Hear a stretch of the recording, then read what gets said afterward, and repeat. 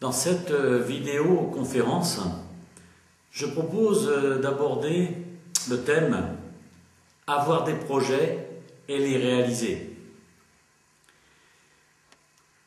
Je rappelle que j'anime depuis 1987 et que c'est plus de 8000 personnes qui ont effectué la démarche avec moi, qui ont fait les formations.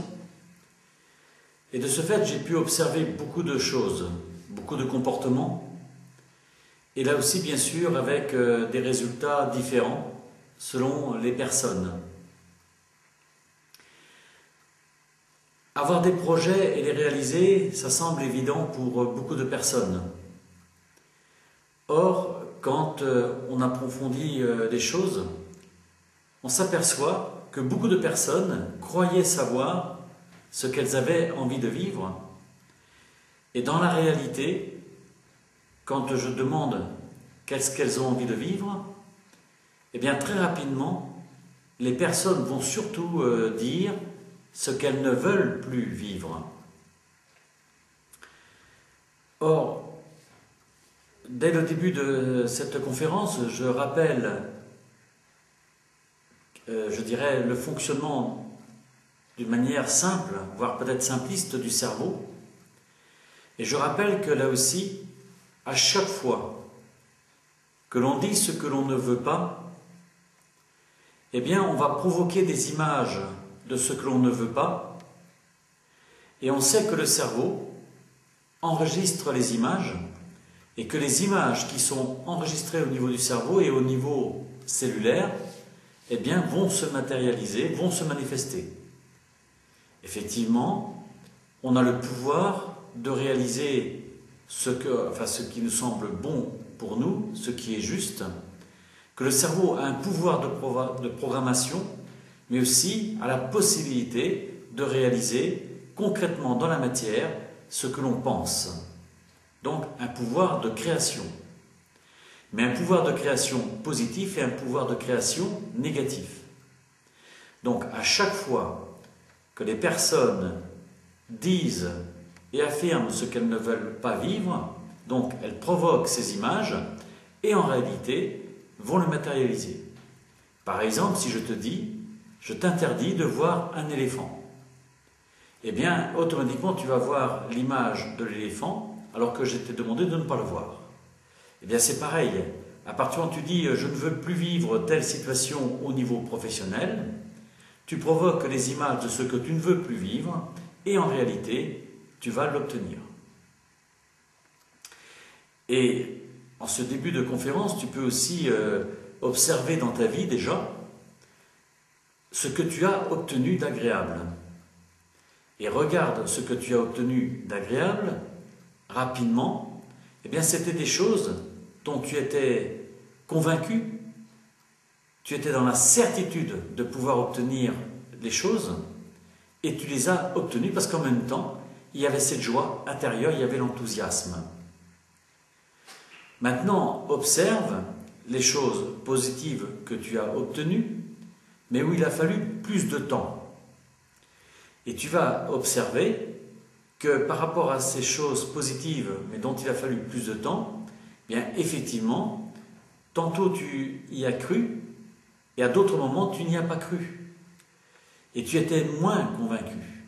Et effectivement, les choses se sont réalisées dans le temps, mais peut-être plus tardivement. Maintenant, je t'invite aussi à observer ce qui a été relativement désagréable dans ta vie et observe, enfin essaie de te souvenir comment tu fonctionnais à ce moment-là. Et regarde, peut-être que tu craignais telle ou telle situation. Par exemple, une personne qui a peur d'être malade, prend le risque, entre guillemets, d'être malade. Ou la personne qui aurait peur d'un accident, effectivement, peut avoir un accident. Mais ça va aussi aller jusque dans les détails.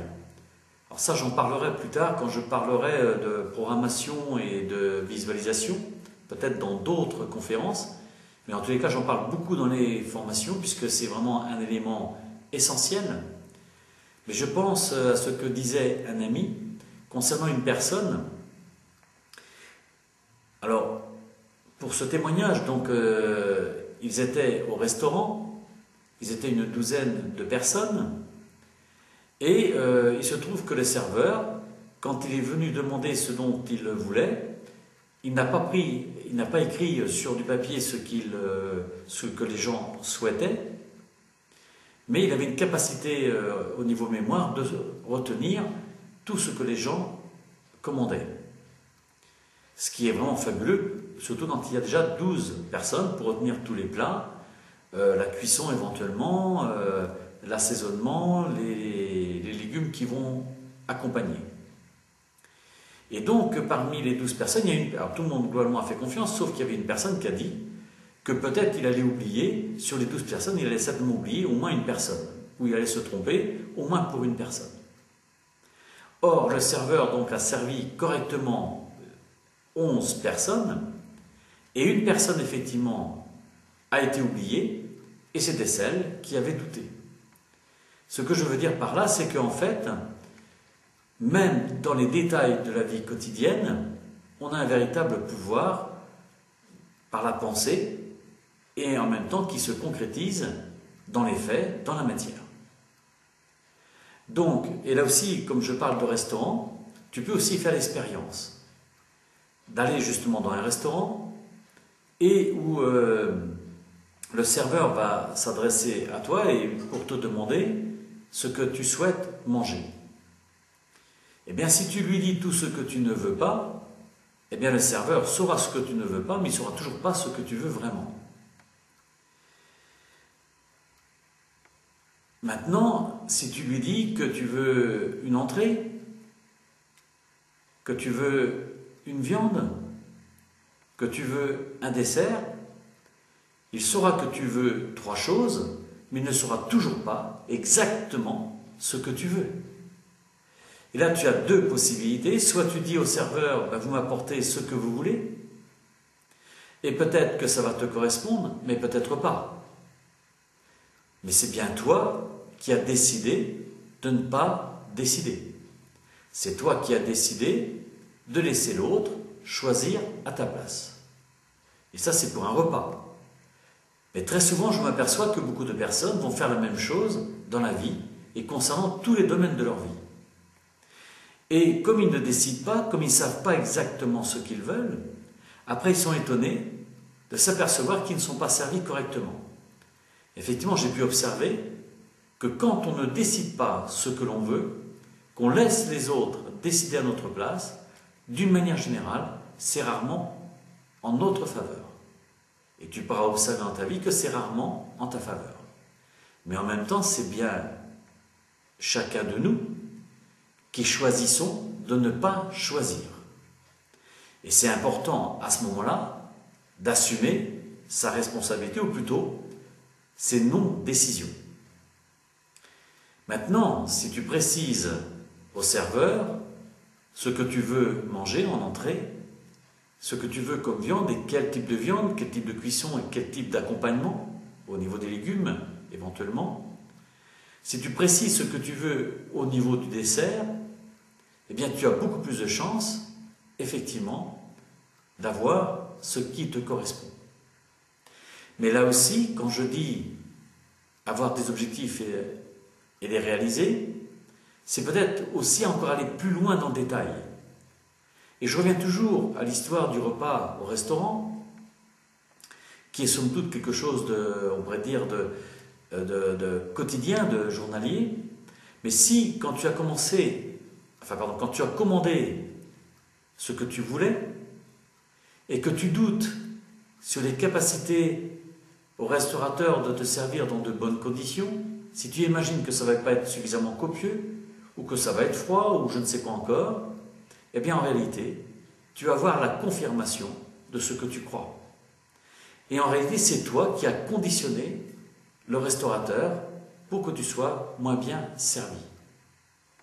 À l'inverse, si tu imagines que vraiment tu es bien servi, que c'est copieux, que c'est bon, suffisamment chaud, par exemple si c'est un plat chaud que tu as commandé, eh bien tu vas observer qu'il va en être ainsi. Et donc de nouveau, on agit bel et bien sur ce qui se passe dans le quotidien. Là, je parle de repas.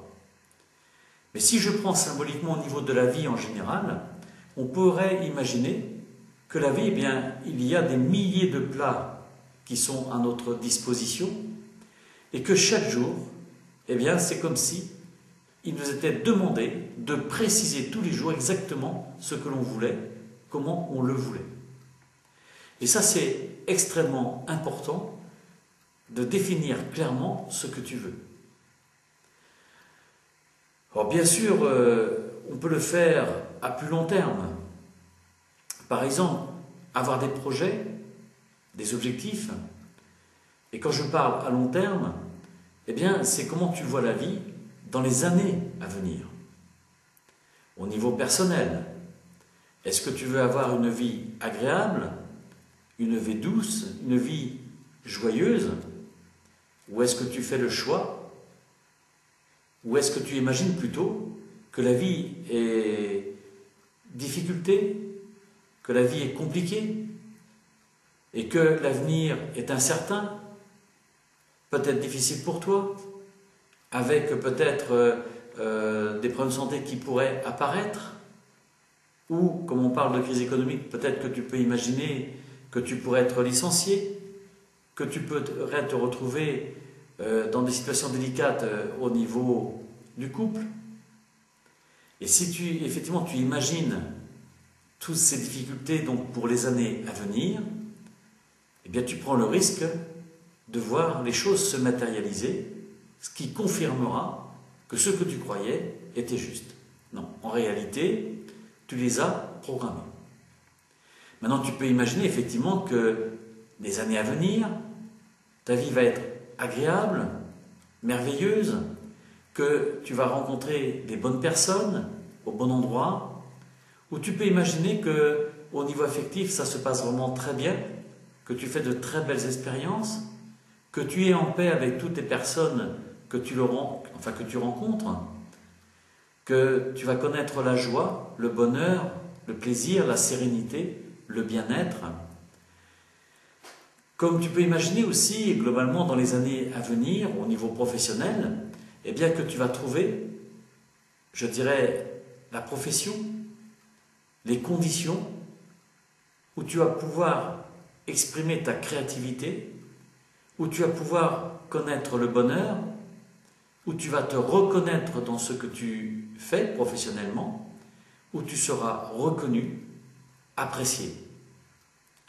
Mais tu peux imaginer aussi, dans les années à venir, avoir tout ce dont tu as besoin pour ton confort matériel. Je rappelle qu'on est des êtres merveilleux, qu'à ce titre-là, parce qu'on est des êtres merveilleux, eh bien, on a, je dirais, entre guillemets, le droit d'avoir tout ce qu'il y a de meilleur pour notre confort, pour ton confort personnel. Ça veut dire, ben oui, tu peux imaginer avoir la maison qui te correspond, avoir l'appartement qui te correspond, l'environnement qui te correspond, mais où tu peux avoir aussi les moyens de locomotion qui te correspondent. Mais ça va aussi au niveau des vêtements, ça va aussi dans l'alimentation, où tu peux imaginer que tu peux avoir une alimentation saine qui te permet vraiment d'être bien au niveau de la santé. Autre élément important, c'est aussi d'imaginer que dans les années à venir aussi que tu vas progresser au niveau de la conscience, que certains pourront appeler évolution spirituelle. Alors pour moi donc, quand je parle de démarche spirituelle, ça ne veut pas dire adhérer à une religion, ça ne l'exclut pas non plus, mais ça veut dire qu'on est dans l'élévation de la conscience, puisque je rappelle toujours, et très souvent dans les différentes conférences, qu'on arrive nu sur terre, qu'on repartira nu. Et que on pourrait dire que tout ce que l'on vit au niveau personnel, au niveau affectif, au niveau professionnel, matériel, financier, santé, tout ce que l'on vit, en réalité, nous permet de faire des expériences, comment fonctionne la vie. Et donc ce sont ces expériences qui vont nous permettre de nous élever au niveau de la conscience, et c'est ça qu'on emportera avec nous quand on partira donc du plan terrestre. Et donc, ce qui me paraît important, c'est que chaque être humain puisse partir de cette vie terrestre, justement en étant dans la certitude d'être comblé, de se sentir bien, d'avoir réalisé exactement ce qu'on avait à réaliser. Effectivement, je crois, quand je parle avoir des projets et les réaliser, pour moi, c'est considérer qu'on est venu sur Terre pour réaliser une œuvre d'art. Et pour moi, donc, tout au long de la vie, et bien justement, on va peaufiner cette œuvre d'art. C'est comme un peintre qui va commencer par y mettre de la peinture. Ça peut être vague au départ, imprécis, et progressivement, l'artiste, en se laissant inspirer, en entrant vraiment dans sa peinture, va progressivement apporter une quantité de détails qui, au final, va faire que le tableau va être très beau.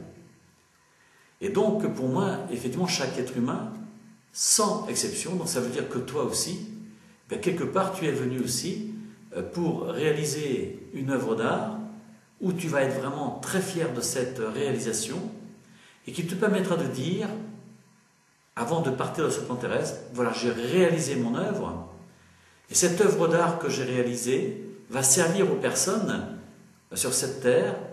C'est-à-dire que, pour moi, je crois qu'en fin de vie terrestre, on devrait tous pouvoir dire, je suis fier d'être venu sur terre, fier d'apporter un plus dans ma vie, fier d'apporter un plus pour l'humanité, c'est-à-dire peut-être pour ma famille d'un premier temps, pour mes enfants, mais aussi pour l'humanité tout entière. Et ça, quelles que soient nos origines, quelles que soient, je dirais, les conditions de départ de cette vie, je rappelle que tout être humain est venu pour apporter quelque chose de précis sur cette terre. Et même si ça paraît simple, même si tu crois que ce que tu vas apporter est simple, mais même des choses simples sont importantes du point de vue de l'univers, du point de vue de l'humanité. Donc je t'invite vraiment à être dans la conscience aussi de l'importance de ta présence sur cette terre. Alors toujours pour, là j'ai parlé quels étaient les objectifs et quels étaient tes projets donc, dans les années à venir. Et je précise, et c'est très important, de prendre le temps d'écrire. Car c'est très souvent quand on prend le temps d'écrire ce que l'on aimerait vivre pendant plusieurs années, qu'on s'aperçoit que peut-être au départ on n'était pas aussi clair, aussi précis. Maintenant, en écrivant, je précise l'importance d'écrire d'une manière très positive. Effectivement, on ne met pas, par exemple, on n'écrit pas mon projet ou mon objectif, c'est de ne plus être malade dans les années à venir, car tu vas être très malade. On ne met pas non plus mon projet ou mon objectif, c'est de ne plus avoir de compte débiteur, puisqu'effectivement, tu vas ancrer ce manque financier. Donc si je prends au niveau santé, c'est de marquer plutôt j'ai une santé parfaite ou une santé qui va vers la perfection ou qui se maintient d'une manière parfaite. Et si je prends l'aspect financier, c'est pareil. Donc c'est plutôt mon objectif, c'est d'avoir un compte très largement positif et même j'inviterais donc à y mettre un chiffre. Ça peut être 1 000 euros, 2 000 euros, 5 000 euros, enfin peu importe. C'est toi qui sais ce qui te correspond vraiment, ce qui te paraît bien pour être dans ton bien-être. Donc c'est à toi de noter. Donc écrire de manière très positive et souvent je conseille de mettre des qualificatifs très puissants. Du genre, je suis en très bonne santé ou en parfaite santé, ou je vis une vie extraordinaire ou extraordinairement merveilleuse. Enfin, tu peux mettre des qualificatifs extrêmement puissants. Il vaut mieux écrire moins, mais que ce soit des qualificatifs positifs et puissants. Je rappelle aussi au passage, j'y reviens souvent également, que la pensée a un pouvoir de création, que la parole a un pouvoir supérieur à la pensée, mais que l'écriture est supérieure aux deux premiers. Donc, sois extrêmement vigilant par rapport à cet aspect-là. Maintenant, quand je parle d'écrire ces projets, de l'écrire donc pour les années à venir, ça permet aussi de voir si on est également cohérent. Car très souvent, quand des personnes écrivent leur projet de vie ou écrivent des objectifs, eh bien elles s'aperçoivent que dans certains cas, il peut y avoir des incohérences. Par exemple, tout à l'heure je parlais de l'aspect financier. Par exemple, bon nombre de personnes voudraient avoir donc plus d'argent en positif ou avoir des revenus plus conséquents, mais par exemple ne voudraient pas changer de métier ou ne voudraient pas changer de responsabilité. Alors j'observe par exemple que très souvent, si on veut avoir des revenus supérieurs, ça peut amener la personne à changer de qualification dans son entreprise, donc prendre plus de responsabilités. Mais dans certains cas, ça va peut-être être de changer de métier, peut-être de se mettre à son compte, et où il y a à ce moment peut-être plus de possibilités d'avoir des meilleurs revenus. Mais en même temps, dans tous les cas, si on augmente de revenus, eh bien ça veut dire aussi peut-être payer davantage d'impôts, et un certain nombre de personnes voudraient gagner plus, mais en même temps ne pas payer d'impôts. Or, on est dans un pays où à partir d'un certain montant de revenus, eh bien, des personnes paient des impôts, ce qui me paraît tout à fait logique, et même je dirais qu'il serait heureux qu'il y ait beaucoup de gens à payer des impôts, parce que ça veut dire aussi qu'on a des bons revenus. Et je peux affirmer que même si on paye des impôts, eh bien, il reste toujours de la trésorerie. Donc on a tous intérêt à imaginer qu'on va payer les impôts et être heureux de payer les impôts. Mais quand on est aussi en profession libérale, indépendant, eh bien, automatiquement, on est amené aussi à payer davantage de cotisations. Or là aussi, le paradoxe, c'est qu'il y a des personnes qui vont avoir plus de revenus, mais qui se plaignent de payer des cotisations ou se plaignent de payer des impôts. Et donc, de ce fait-là, ça devient contradictoire et résultat, les revenus n'augmentent pas. Même chose, si je prends au niveau affectif, je rencontre beaucoup de personnes qui sont seules et qui aimeraient justement avoir un compagnon ou une compagne dans leur vie, mais en même temps, j'entends par ailleurs ces mêmes personnes dire « qu'est-ce que je suis bien quand je suis seul ?» parce que je suis libre de m'organiser comme je le souhaite. Donc de nouveau, des comportements contradictoires.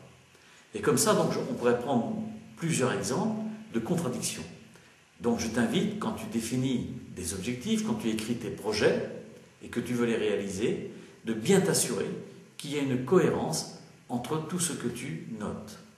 Et en même temps, bien sûr, par rapport à tes croyances et aussi par rapport à la manière dont tu parles. Alors quand je parle de projets, eh bien, je voudrais parler à des projets beaucoup à plus court terme, si on peut dire, c'est-à-dire pour l'année. Par exemple, là, aujourd'hui, tu m'écoutes, et je t'inviterai donc, après m'avoir écouté, je t'inviterai à écrire ce que tu aimerais vivre, plus spécialement dans l'année. Alors, je vais prendre les différents aspects de la vie pour que tu puisses mieux définir ces objectifs. Au niveau personnel, par exemple, eh bien, qu'est-ce que tu as envie de vivre dans l'année? Donc tu peux te dire, voilà, mon objectif, eh bien, c'est d'avoir une vie plus douce, plus agréable, plus harmonieuse, où je me sens bien intérieurement, mais où je me sens bien extérieurement. Où ma vie devient vraiment très agréable. Ça peut être aussi, par exemple, prendre du temps pour toi. Ça peut être, par exemple, 1 heure ou 2 par semaine, où tu vas t'engager, par exemple, à marcher, ou ça peut être aussi faire un sport, ça peut être aussi participer dans des associations pour faire du sport, comme ça peut être faire du théâtre, comme ça peut être aussi participer à une chorale, enfin, etc. Il y a tellement de possibilités. Mais ça, c'est donc pour ton épanouissement personnel, pour ton bien-être. Par exemple, là aussi, au niveau relationnel, tu peux avoir comme projet aussi de développer tes relations amicales. Ça peut être aussi, par exemple, améliorer certaines relations avec des personnes où il y a des tensions, mais en même temps qui sont proches de toi et que tu aimerais donc retrouver, renouer, donc des liens plus fraternels, plus amicaux, on pourrait dire. Donc en tout cas, donc vraiment, voilà, qu'est-ce que tu as envie de vivre au niveau relations humaines? Ça va être aussi par rapport à tes enfants également, bien sûr. Ça peut être aussi au niveau affectif. Là aussi, qu'est-ce que tu as vraiment envie de vivre? Alors tu peux être en couple et puis te dire, ben voilà, cette année j'aimerais encore vivre de plus belles choses dans le couple. Ça peut être donc au niveau sentimental, ça peut être au niveau relationnel, ça peut être au niveau plus intime. Et là aussi, je pense qu'il est intéressant d'écrire avec le plus de détails possible. Ça peut être le fait, par exemple, là aussi, davantage marcher avec le conjoint, ça peut être faire du sport ensemble, mais ça peut être aussi voyager, ça peut être prendre davantage de vacances ou faire des sorties différentes par rapport auparavant. Mais comme ça peut être aussi des centaines de choses possibles. Mais je pense que là, il est aussi intéressant d'écrire avec le plus de détails possible ce que tu aimerais vivre. Et toujours, je rappelle, dans le sens vraiment très positif. Alors, si tu es seul et que tu as envie de rencontrer quelqu'un, et bien là aussi, ça peut être intéressant d'écrire quel type de personne tu aimerais rencontrer. Et là aussi, tu peux faire une description des qualités que tu souhaiterais voir dans la personne qui pourrait être le compagnon ou la compagne de ta vie. Et à ce moment-là, il est intéressant et important que toi, tu t'assures que tu aies bien développé ces qualités-là en toi. Puisque je rappelle qu'on est dans les lois d'attraction et qu'en fait, on attire des personnes qui correspondent quelque part aussi à ce que l'on est intérieurement. Ça veut dire que plus on est en harmonie avec soi, plus on s'aime vraiment, plus on se respecte, plus on est bon, plus on est doux avec soi, plus on est dans la compassion, plus on est dans la compréhension, et plus en fait on va attirer des personnes, plus on va attirer une personne en particulier qui va correspondre à ces qualités qu'on a développées en soi. Puisque à la fois on l'est déjà par rapport à soi, et en même temps on peut l'être par rapport aux autres, et donc par attraction, tu vas attirer un homme ou une femme qui va correspondre à ce que tu es intérieurement. Donc c'est les lois d'attraction. Mais tu peux très bien aussi, même si ça paraît curieux, mais tu sais quel type de personne qui te correspond, que ce soit un homme ou une femme. Et dans ce cas, donc, ce que je propose, eh bien, c'est de faire ce qu'on appelle un montage, c'est-à-dire c'est de découper une photo qui correspond le plus possible à la personne que tu aimerais. Et à ce moment-là, tu peux très bien aussi mettre ta photo, avoir ta photo, et donc faire en sorte, s'il y a possibilité avec des ordinateurs ou avec des photocopieurs couleur, donc on peut réduire ou augmenter, mais à ce moment-là, tu peux très bien faire un montage où tu te trouves auprès de cette personne. Alors là, bien sûr, on rentre dans une démarche de programmation et de visualisation, et pense à ce moment-là à écrire derrière ce montage ou sur le montage, on rajoute toujours « ou quelqu'un de mieux pour moi ». Ça veut dire que si ce n'est pas tout à fait la personne que tu as définie, eh bien la personne que tu rencontreras eh bien, sera encore supérieure à celle que tu avais imaginée.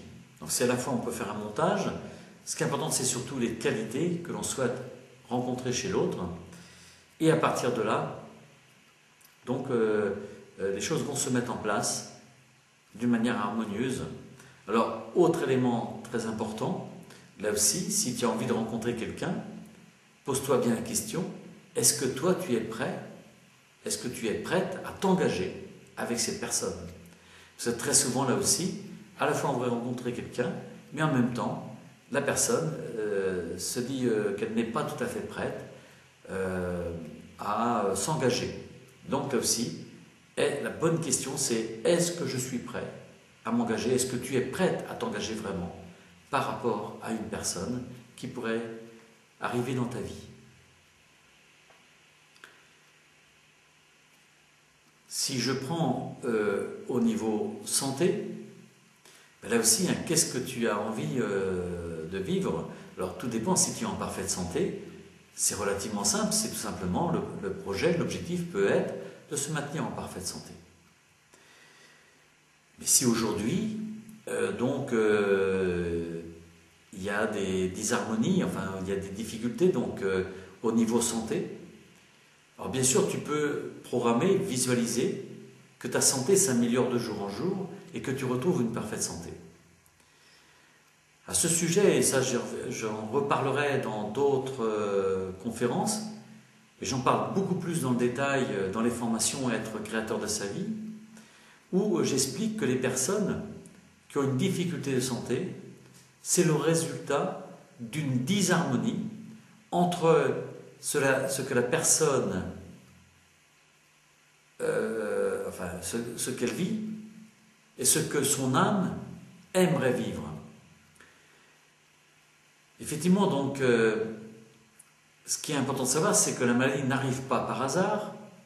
Un virus ou un microbe ne tombe pas dessus par hasard, comme un incident ou un accident majeur n'arrive pas par hasard, mais c'est le résultat d'une disharmonie entre ce que l'âme est venue vivre et ce que notre mental inférieur nous propose de vivre.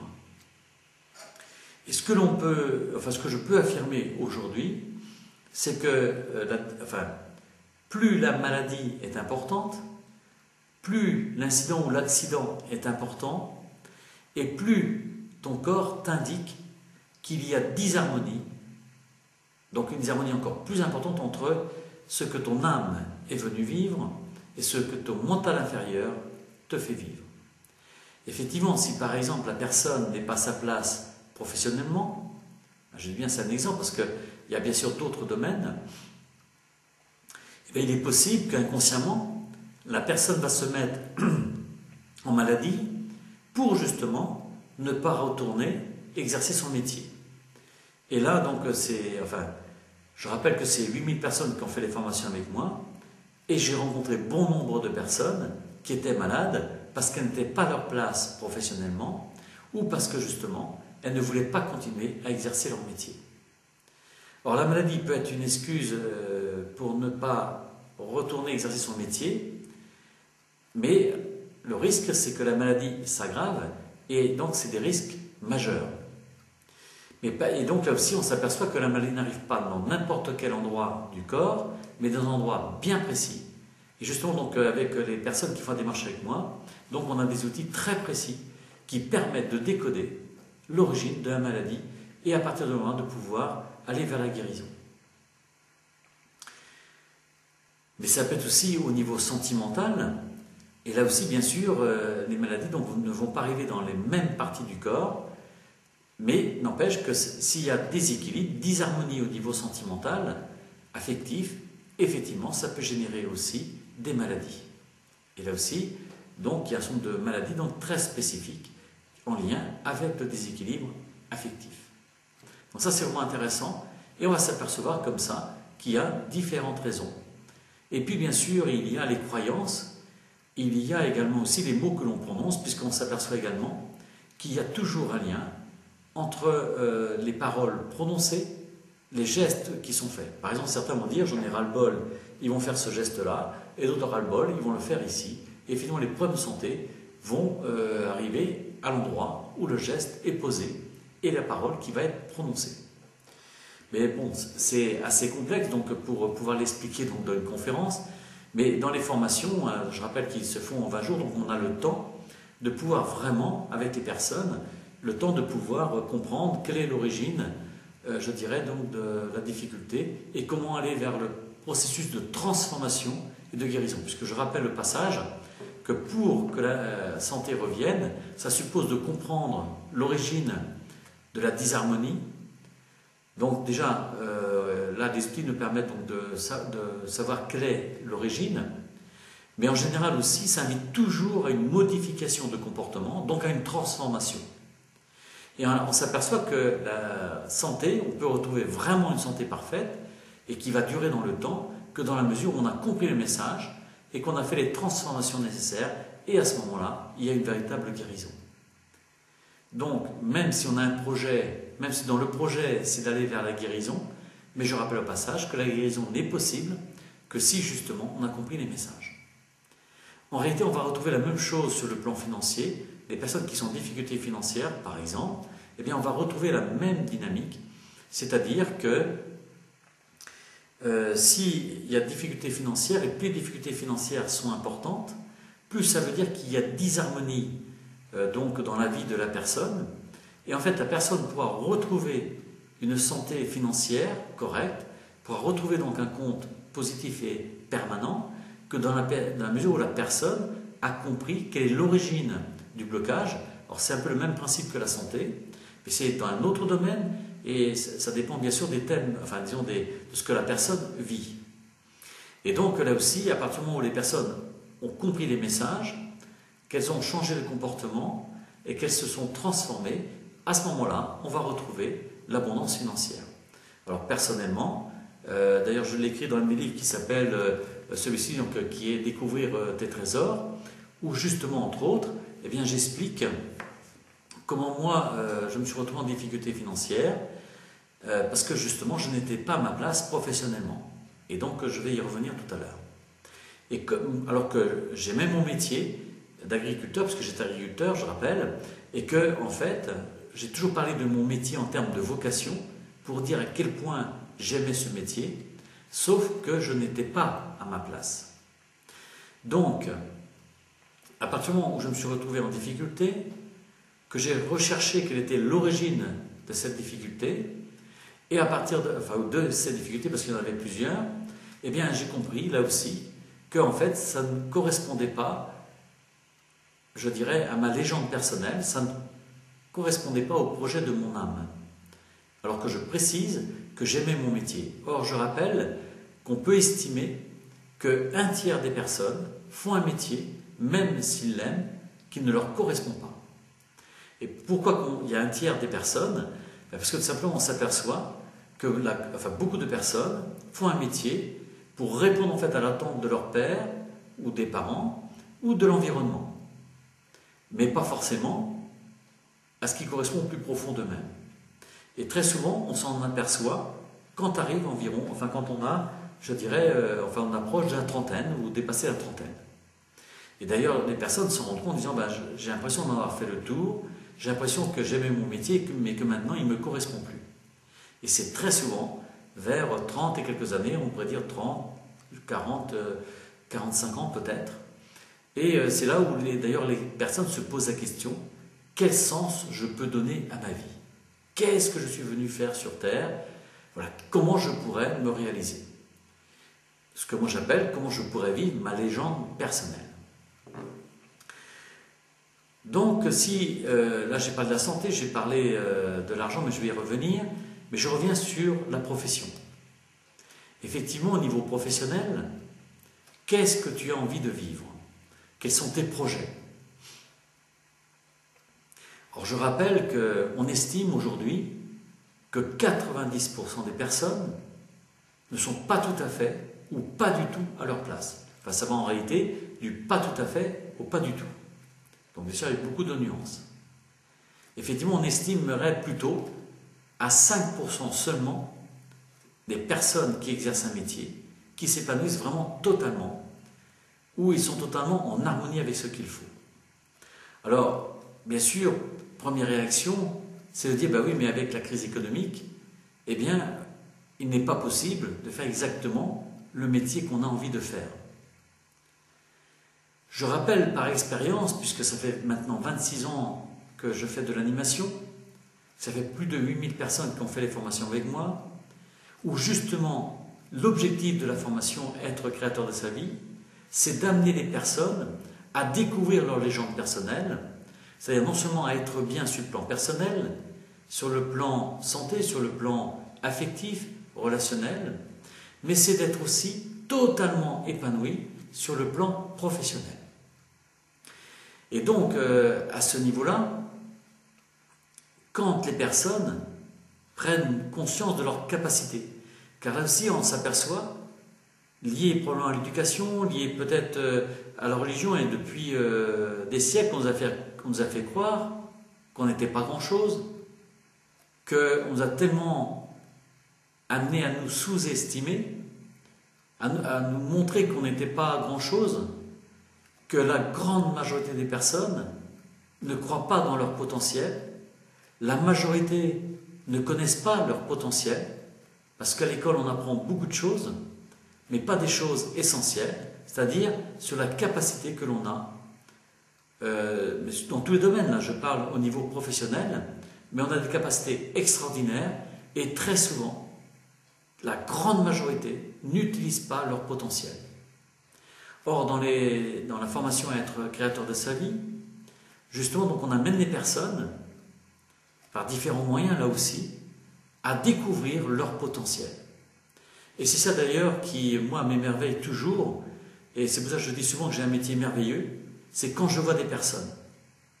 Quand ils arrivent lors du premier module, puisque ça se fait en 10 modules sur un an, quand ils arrivent donc au premier module, où je leur dis, ben voilà, quelles sont plutôt vos possibilités, voilà ce que vous pourriez vivre, et la majorité disent, mais non, c'est pas possible, enfin, je ne suis pas capable de réaliser ça. Parce que là aussi, soit que, bien sûr, ils ne connaissent pas leurs possibilités, soit parce qu'ils n'ont pas fait les formations adéquates, soit parce qu'ils sont trop âgés, parce que beaucoup de personnes pensent qu'après 45 ans, il n'est plus possible de changer de métier ou de changer dans leur métier, qu'il n'est pas possible de changer d'entreprise. Or, on s'aperçoit, et c'est ça le côté absolument extraordinaire, c'est qu'à partir du moment où on connaît sa légende personnelle, qu'on connaît vraiment son véritable potentiel, et qu'on accepte de vivre sa légende personnelle, et ce que dit Coelho, et que je confirme complètement, Coelho, dans le livre L'Alchimiste, il dit que tout être humain qui a le désir sincère de vivre sa légende personnelle, c'est l'univers entier qui contribue à nous donner ce dont on a besoin.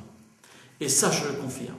Si vraiment tu as le désir sincère d'utiliser le maximum de ton potentiel, par amour pour toi-même, eh bien je te confirme, je t'affirme qu'effectivement, tout va se mettre en place, quel que soit ton âge, quel que soit ton passé, quelles que soient tes compétences acquises aujourd'hui, quelles que soient tes connaissances, je dirais, intellectuelles.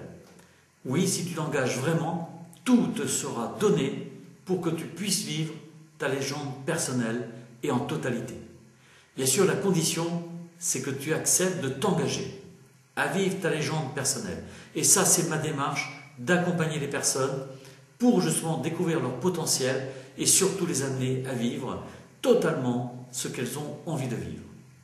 Alors bien sûr, ça se fait progressivement, mais ce qui est vraiment extraordinaire, c'est que les personnes qui s'engagent, encore une fois, c'est pas essayer, c'est pas je vais voir, je vais réfléchir, non, c'est pas ça. C'est ok, je m'engage à vivre ma légende personnelle et je suis prêt à tout mettre en œuvre pour réussir. Et là, j'affirme et je confirme que tout nous est donné, que tout te sera donné si toi tu t'engages aussi à vivre ta légende personnelle. Alors je rappelle bien sûr que la légende personnelle, c'est pas que la profession, c'est tous les autres aspects de la vie que je viens de parler et que je vais parler encore.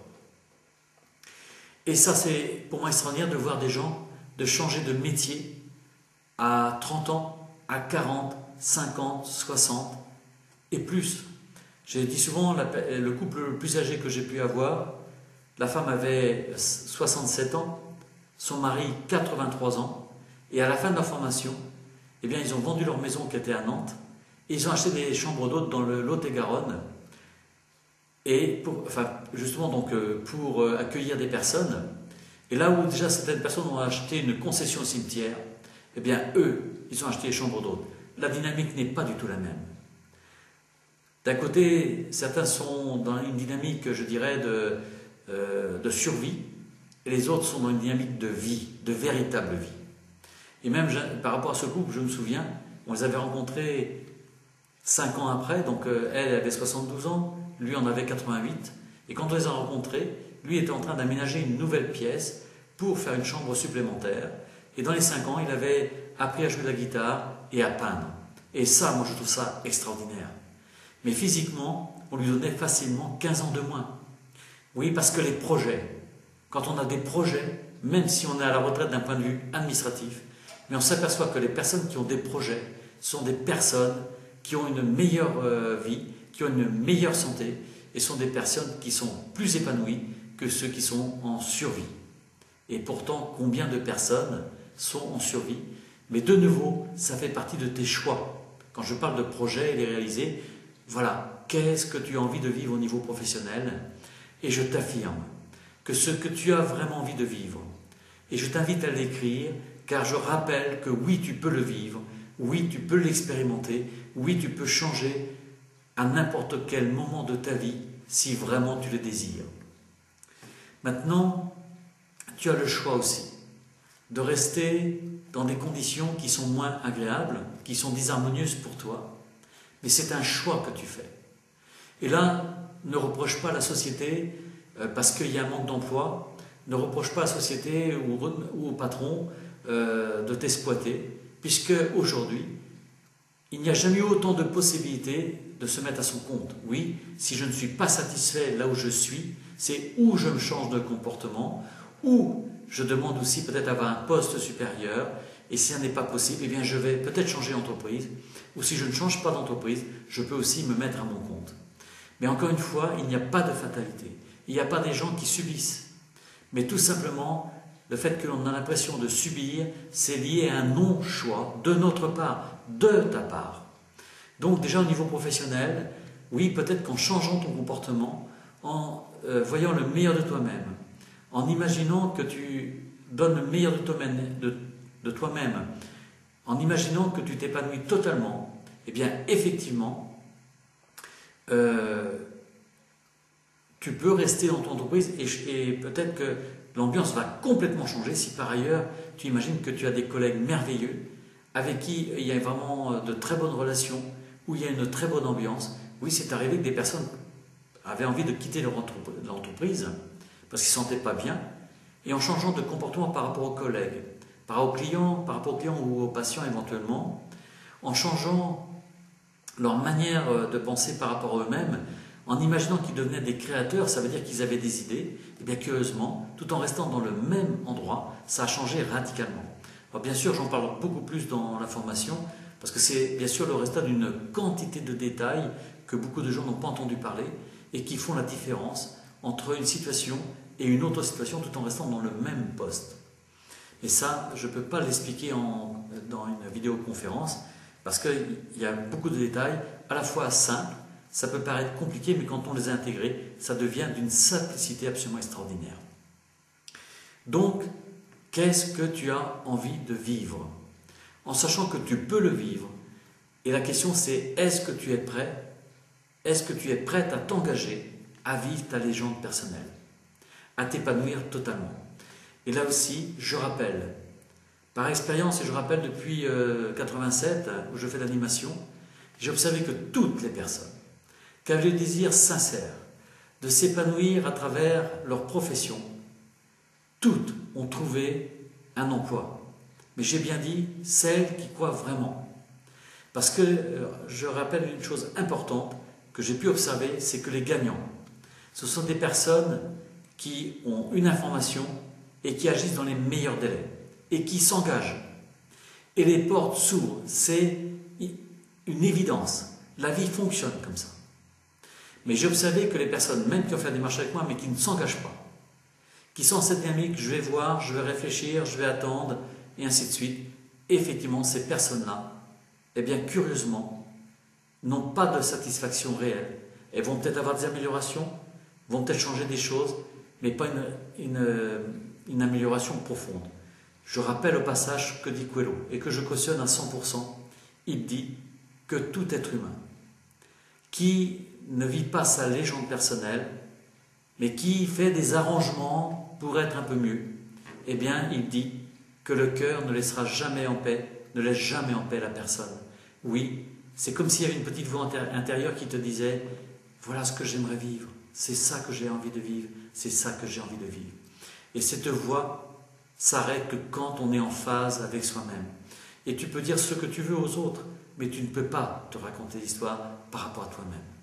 Donc, qu'est-ce que tu as envie de vivre au niveau professionnel? Parce que c'est quand même un élément important dans la vie. Et on sait très bien que si on est épanoui au niveau professionnel, on va être bien au niveau affectif. Mais c'est vrai aussi, quand on est bien au niveau affectif, on est mieux au niveau professionnel. En fait, c'est pour ça que là aussi je dis, dans la formation Être créateur de sa vie, qu'en fait on ne peut pas dissocier un élément de sa vie, parce qu'en fait tout est interrelié. Et si effectivement il y a un domaine de ma vie où je ne suis pas en harmonie, ça a forcément des conséquences sur les autres domaines. A l'inverse, plus je suis en harmonie dans tous les domaines de ma vie, curieusement, tout va bien dans tous les domaines. Et ça aussi, je le dis dans les formations Être créateur, parce que beaucoup de personnes ont fait déjà des formations à droite et à gauche, mais souvent sur des points particuliers. Mais rarement des gens ont fait l'ensemble, c'est-à-dire, personnellement, mon rôle est d'accompagner les personnes pour faire un balayage complet de l'ensemble de la vie, pour faire en sorte que tous les éléments de la vie soient le plus en harmonie possible. Et c'est pour ça que, dans certains cas, par exemple, pour retrouver l'abondance financière, pour retrouver la santé ou être bien au niveau professionnel, peut-être qu'il faudra agir dans le domaine affectif ou dans certains cas peut-être par rapport au passé, des choses qui n'ont pas été réglées. Et c'est parce qu'on va agir dans un domaine apparemment qui n'a rien à voir avec la profession que pourtant ça va avoir des effets au niveau de la profession ou des effets au niveau de l'argent ou des effets au niveau de la santé. Et ça, c'est, par expérience depuis maintenant donc 87, et à travers des milliers de témoignages et des milliers de personnes qui ont participé aux formations, je confirme, ça c'est le côté extraordinaire. Et je dis d'ailleurs souvent aux personnes qu'en agissant sur un point mineur, on a souvent des effets majeurs. Maintenant, pour continuer, donc, je parlerai de l'aspect financier. Je rappelle à la base que tout être humain, sans exception, peut disposer très largement ce dont il a besoin au niveau financier. Et même si ça paraît curieux, mais ce que je peux dire et affirmer, pour l'avoir expérimenté et l'avoir observé dans les groupes, c'est que chaque être humain, sans exception, peut disposer de la somme dont il a besoin, de l'argent dont il a besoin pour vivre sa légende personnelle. Et ça, j'affirme que c'est quelqu'un qui s'engage à vivre sa légende personnelle. Si tu t'engages à vivre ta légende personnelle, les moyens financiers te seront donnés. Ça, c'est le côté vraiment fabuleux. Ça, j'ai pu l'expérimenter dans ma vie. Et l'expérimenter, je dis et je répète, à travers des milliers de personnes. On pourrait dire que le compte en banque aujourd'hui est le résultat parfait de ta capacité à recevoir l'argent dans ta vie. Oui, tu as bien entendu, l'argent que tu as sur ton compte aujourd'hui est le résultat parfait de ta capacité à recevoir l'argent dans ta vie. Effectivement, l'argent est une énergie universelle, en quantité illimitée, aussi que ça puisse paraître, puisqu'on parle là aussi de limitation, on parle beaucoup de difficultés économiques, mais en réalité on s'aperçoit que c'est dans la tête des personnes, puisqu'on a un pouvoir de création. Et ce qui est certain, c'est que toi tu peux créer ce dont tu as besoin. Et je rappelle aussi au passage que tant que tu es conditionné pour faire ce que tu aimerais faire, vivre ce que tu aimerais vivre, ou si tu es conditionné pour réaliser des projets en fonction de ton compte en banque, ça veut dire que l'argent est ton maître, puisqu'il t'empêche de faire ce qui est bon pour toi. Et que quand l'argent est notre maître, eh bien c'est un mauvais maître. Et l'objectif à atteindre, c'est d'avoir suffisamment de trésorerie pour pouvoir faire ce qui est bon et juste pour toi. Je dis bien, c'est d'avoir suffisamment de trésorerie, et c'est accessible pour tous. C'est d'avoir suffisamment de trésorerie pour faire ce que tu as envie de faire. Et je dis bien, c'est possible. Mais là aussi, donc, c'est le résultat de toute une démarche que beaucoup de personnes ne connaissent pas, parce qu'elles ne connaissent pas comment fonctionnent les lois universelles. J'ai pu vraiment l'expérimenter, et je peux dire que quand on vit dans l'abondance, la vie, qu'est-ce qu'elle devient plus agréable quand on sait qu'on n'a pas besoin de compter. Mais c'est pas non plus pour avoir des projets, pour se mettre en valeur ou pour en mettre plein la vue. Non, c'est qu'est-ce que tu as envie de vivre, qu'est-ce que tu as envie d'avoir sur le plan matériel, sur le plan financier, pour pouvoir être totalement libre. Oui, parce que c'est pas quand tu vis dans l'abondance, eh bien ça te rend totalement libre. Mais encore une fois, pas pour en mettre plein la vue, mais pour justement te réaliser totalement. Alors je rappelle aussi au passage, quand je parle de projet, eh bien l'argent n'est pas un but en soi, mais l'argent n'est qu'un moyen de réalisation. D'ailleurs, les personnes qui ont mis l'argent comme étant un but de vie, en général, elles passent à côté. Parce que là aussi, on voit bien des gens qui sont très riches, et ça ne veut pas dire qu'ils sont heureux, qu'elles sont heureuses pour autant. Non, l'argent, je répète, n'est qu'un moyen pour se réaliser. Mais c'est comme les relations humaines, c'est comme la profession, c'est comme les biens matériels, c'est comme l'argent. Tout ça, ça contribue au bonheur, mais ça n'est pas un but en soi, c'est un moyen. Et ça, c'est vraiment très important. Alors, quels sont tes besoins financiers? Qu'est-ce que tu as envie d'avoir sur ton compte, en sachant aussi qu'il peut y avoir des revenus qui viennent, je dirais, de ta profession. Mais là aussi, curieusement, dans les formations, par exemple, récemment, une personne me disait eh bien, que ses parents, alors chose qu'elle ne pensait pas, eh bien, lui ont proposé 70 000 euros. Et là aussi, elle s'est aperçue qu'en fait, à la fois, donc, elle était heureuse d'avoir cet argent, et en même temps, eh bien, se sentait gênée de recevoir cet argent de ses parents. Alors que là aussi, je disais qu'en fait, en tant que parent, eh bien, quand on peut aider ses enfants financièrement pour un projet, eh bien, c'est un bonheur pour les parents aussi de participer. Alors, vous voyez donc, tu vois, donc, dans certains cas aussi, peut-être que toi, tu voudrais avoir davantage d'argent, et on s'aperçoit que peut-être on n'est pas toujours prêt à recevoir, contrairement à ce qu'on pourrait imaginer. Donc, ce que j'ai observé, pareil, et ça fait partie aussi des démarches que je propose dans la formation Être créateur de sa vie, et ça, je peux affirmer que ça fonctionne depuis maintenant 26 ans, où la moyenne des groupes est toujours atteinte. C'est-à-dire, je propose toujours un objectif commun, qui est de récupérer entre 3 et 5 000 euros d'une manière exceptionnelle. Et déjà, on s'est aperçu que la formation qui coûte 3 000 euros, eh bien, curieusement, pour la grande majorité, la très grande majorité, ça n'a pas d'effet au niveau de la trésorerie familiale. Pourquoi? Parce que tout simplement, les personnes ne se rendent pas compte de ce qu'elles dépensent en argent pour, je dirais, compenser un mal-être intérieur. Déjà, le fait que les personnes sont mieux intellectuellement, physiquement, eh bien, curieusement, elles mangent moins. Elles dépensent moins en frais d'essence, parce que aussi c'est impressionnant ce qu'on peut faire pour compenser un mal-être. Mais curieusement, elles sont en meilleure santé. Donc tout ça contribue en fait à des non-dépenses, qu'on appelle des non-dépenses, et qui fait que le budget familial, eh bien, curieusement, ne bouge pas, voire même s'améliore. Récemment, une personne me disait, c'est curieux parce que mon compte courant, non seulement est payé à formation, mais en plus son compte courant est de plus en plus positif. Et ne comprend pas ce qui se passe, mais tout simplement, on sait qu'on achète moins, mais on achète mieux, on mange moins parce qu'on compense moins, ce qui fait qu'on gagne aussi en légèreté pour certains. Voilà, c'est une quantité de choses qui vont entrer en compte. Mais ce qui rend fabuleux aussi, c'est que là, j'amène les personnes à faire l'expérience de rentrées inattendues, mais ça fait aussi par des augmentations de salaire, curieusement des primes qui arrivent qui n'étaient pas prévues, c'est des non-dépenses sous des formes multiples et variables, ou alors des dons qui arrivent.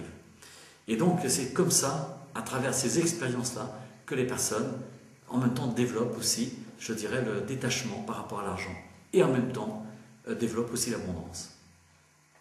Même chose quand je parle de projet, et au niveau, par exemple, matériel, je rappelle que tout être humain peut vivre dans le confort, en sachant que le confort est relatif, puisque ce qui va être confortable pour moi ne sera peut-être pas pour toi, et ton confort à toi ne sera peut-être pas le mien. En réalité, ça n'a aucune importance. Ce qui est important, essentiel, c'est que toi, en tant qu'être humain, tu peux vivre dans le confort, parce qu'on est des êtres humains, je dirais aussi des êtres divins, dans le sens où on est vraiment des êtres beaux. Et à ce titre-là, tu peux avoir ce qu'il y a de meilleur, que ce soit au niveau de la maison, d'habitation, que ce soit au niveau de l'appartement, mais que ce soit au niveau de la voiture que tu as, que ce soit au niveau des meubles que tu possèdes, que ce soit au niveau des appareils ménagers. C'est toujours d'avoir des objets, c'est d'avoir une voiture, une maison qui correspond au niveau du cœur, pas au niveau mental, pas pour en mettre plein la vue, mais il est important que tu aies les objets, voiture, maison qui correspondent à ce que tu ressens au niveau du cœur. Alors c'est vrai que là aussi dans les formations, j'apprends aux personnes à faire la distinction entre ce qui vient de l'impulsion, et on pourrait dire l'impulsion qui vient du mental inférieur, et qui souvent nous fait faire des erreurs qui nous amènent dans des situations financières catastrophiques, parce que sans s'en rendre compte, on est dans vouloir montrer aux autres, alors que ça ne correspond pas forcément à l'intérieur. Mais là aussi, on utilise un ensemble d'outils qui nous permet de faire des choix précis, judicieux et qui correspondent surtout à notre dimension profonde. Et j'ai pu observer, puisque encore une fois, donc, à travers 8000 personnes, comment les personnes qui respectent ce que l'âme propose, à quel point ça peut être fabuleux et comment les moyens matériels, humains, financiers nous sont toujours donnés. Mais là aussi, ça passe aussi par développer l'intuition. Alors je rappelle que l'intuition qui est en nous, donc quand je parlais d'impulsion, c'est rarement juste, mais l'intuition, elle, est à 100% juste. Mais comment faire la différence entre une impulsion ou une intuition? Et de nouveau, je propose aux personnes de faire, d'apprendre le discernement entre les deux. Et là, c'est vraiment génial. Parce qu'on s'aperçoit qu'il y a une partie de nous qui connaît, bien sûr, notre passé, notre futur, et qui va nous guider vraiment. Voilà, donc je dirais aussi, l'autre élément important, qu'est-ce que j'ai envie de vivre? Et ça va être la conclusion quasiment de cette vidéoconférence. Maintenant, qu'est-ce que tu as envie de vivre sur le plan plus spirituel, et que j'ai tout à l'heure, donc qui concerne plus l'élévation de la conscience? Effectivement, c'est quand on est dans cette conscience que l'on peut vraiment dire, voilà, je suis heureux de ce que j'ai vécu, heureux de ce que j'ai apporté à mon entourage, à ma famille, à moi-même bien sûr, mais aussi à l'humanité. C'est vraiment cette fierté, cette saine fierté, où on est vraiment très satisfait, où on se sent comblé, on se sent vraiment bien. Ça, c'est vraiment le but ultime, c'est voilà, d'être dans la certitude d'avoir réalisé ton œuvre d'art. Et c'est ça qui est vraiment important. Or, je rappelle que beaucoup de personnes, quand on les écoute, sont dans l'insatisfaction, le mal-être. Or, chacun devrait partir de cette terre en disant, voilà, ma mission est terminée, je me sens comblé. Bien sûr, on peut toujours faire plus, et ce qui est important, c'est toujours de se sentir bien dans ce que l'on est, dans ce qu'on a vécu. Alors bien sûr, chose que je n'ai pas abordée non plus, mais par rapport à l'ensemble des projets, il est vrai aussi qu'il est important dans les projets que tu as, de t'assurer que vraiment ils correspondent au niveau de ton âme. Et là aussi, il y a des moyens qui peuvent t'aider. Là, je pense à l'astrologie, la numérologie, qui sont des moyens absolument extraordinaires. Parce qu'effectivement, comme je disais, quand j'ai parlé de la profession, que j'ai mon témoignage, je disais que, effectivement, je croyais que mon métier d'agriculteur me correspondait vraiment, puisque j'en parlais en termes, je dirais, de vocation. Mais là, j'ai vu la différence qu'il y avait entre vocation et mission. C'est-à-dire que, et les gens de personnel. Oui, il est important de s'assurer qu'on est vraiment à sa juste place. Et ça aussi, ça fait partie vraiment de la démarche que je propose dans la formation Être créateur de sa vie, puisque j'ai une femme numérologue, une femme qui agit, qui propose la numérologie au niveau professionnel, qui a vraiment de très grandes compétences et qui permet justement de s'assurer qu'on est vraiment à sa juste place. Voilà, je te souhaite vraiment de connaître le bonheur, la joie, la réussite.